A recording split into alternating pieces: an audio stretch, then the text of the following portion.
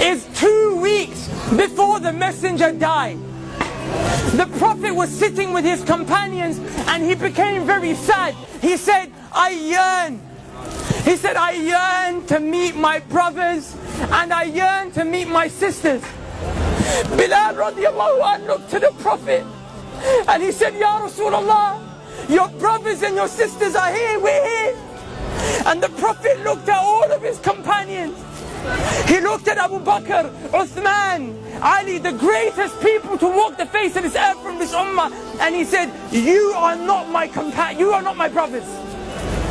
You're my companions. He said, my brothers and my sisters are those who will come. They will believe in me and they have not seen me. And the Prophet said, I can't wait. I wish I could meet you guys.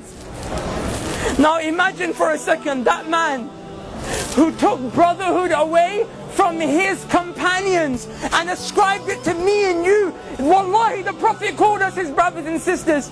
Imagine if the Prophet stood right here. Imagine he stood here after Ramadan. 30 days we stood in the last third of the night crying to Allah, saying, Allah forgive me for my sins. Then literally the next day the Prophet saw us out here free mixing, boys and girls dressed inappropriately, smoking shisha. Wallah, I'm not judging anyone. I'm here just to give you the reminder that Allah told me to give you. But how embarrassed and sad would you feel that the Prophet ﷺ would see you in such a state? Brothers, take yourself, my brothers and sisters, take yourself to the day of judgment. On a day when Allah subhanahu wa ta'ala said, يَوْمَ يَفِرُّ الْمَرْءُ مِنْ أَخِيهِ وَأُمِّهِ وَأَبِيهِ وَصَاحِبَتِهِ وَبَنِيهِ. Allah said, your mom will run away from you. Rather, you will run from your mom. Wallahi, your mom will smile at you burning in the hellfire. Wallahi, billahi, tallahi, dhalika yawmul haq. You will see it with these eyes. The same way you see my face today. You will see people whose mothers are smiling and thanking Allah that their sons and daughters are burning in the hellfire because they got saved. The mother got saved because she took some deeds from that son and daughter that wronged the mom. That day your mom won't spare you. On that day, the only man that will look around, the only man who will go around into sajda, he will fall, waiting, crying to Allah so that we can be saved and go to Jannah, is Muhammad sallallahu alayhi wa sallam. But I tell you something, Wallahi, he won't recognize you unless you are from those who prayed. Because the hadith of the Prophet tells us that the Prophet will notice you from the marks of sajda on your foreheads and the marks of wudu on your arms. The Prophet sallallahu alayhi wa sallam will go to certain people, however, people like us who pray in Ramadan. So we're going to have a few marks of sajda, we're going to have a few parts of wudu on our arms, but we didn't worship Allah like we were supposed to. We were Ramadan Muslims, Eid Muslims, Jummah Muslims.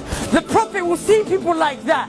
The Prophet will go to them to save them. The angels will envelop them and say, Ya Muhammad, stay away. I'm taking these people to the fire. The Prophet will say, they're from my ummah. These people are from my ummah, leave them. The angels will say, Ya Muhammad, you don't know what they did after you left. The Prophet will say, that very same man who cried every night for me and you so we could be saved. But when the day comes where you will meet Allah and whatever has been established has been established, the Prophet will look at you and say, Suhqun, Suhqun, get away from me, take them away from me.